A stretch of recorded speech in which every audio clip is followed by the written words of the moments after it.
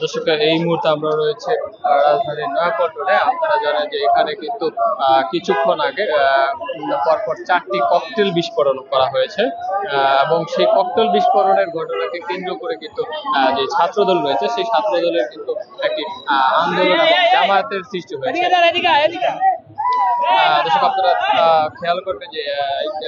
এখানে বেশ কিছুক্ষণ আগে পরপর 4টি ককটেল বিস্ফোরণের ঘটনাকে কেন্দ্র করে ছাত্রদলের যে আন্দোলন সমাবেশ সেটি কিন্তু তৈরি হয়েছে এবং তারা বলছে যে এখন কিন্তু বেশ স্লোগান দিচ্ছে এবং বেশ কিছু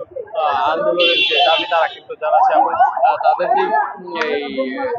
তারা কিন্তু এক কথায় এই রাস্তাটি অবরোধ করে রেখেছে এবং কিন্তু এখানে যে পরিস্থিতি আপনারা দেখতে পাচ্ছেন যে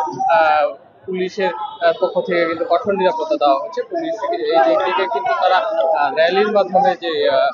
মিছিলের মাধ্যমে তারা কিন্তু এই রাস্তা ছেড়ে কিন্তু অন্যদিকে যাওয়ার চেষ্টা করা হয়েছে এবং পুলিশের যে বাধা সেটি কিন্তু অতিক্রম করতে পারেনি। আপনারা তারা কিন্তু আবারও যাওয়ার যে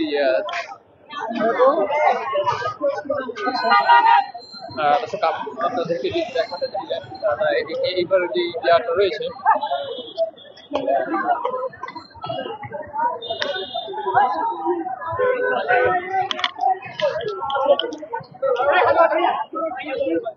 দর্শক,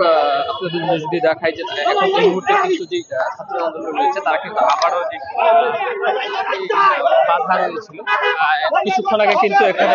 পুলিশের একটি বাধা রয়েছিল, কিন্তু এখন সেই পুলিশের বাধাটি কিন্তু সরিয়ে দেওয়া হয়েছে এবং পুলিশ কিন্তু সরে গেছে, যার কারণে তারা কিন্তু এইদিকে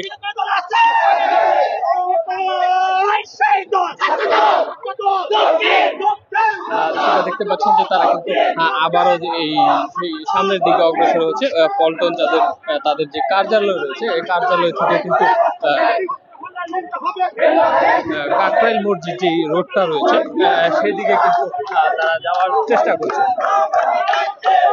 দর্শক, আপনাদের সাথে আবারও জানিয়ে রাখতে যারা এই মুহূর্তে যুক্ত হয়েছেন তাদের জন্য জানাতে চাচ্ছি যে এখানে কিন্তু বিকাল নাগাদ বিএনপির কার্যালয়ের সামনে পরপর 4টি ককটেলের বিস্ফোরণ ঘটানো হয়েছিল এবং সেই ঘটনাকে কেন্দ্র করে কিন্তু ছাত্র আন্দোলন খুব তীব্রভাবে উঠে উঠেছে।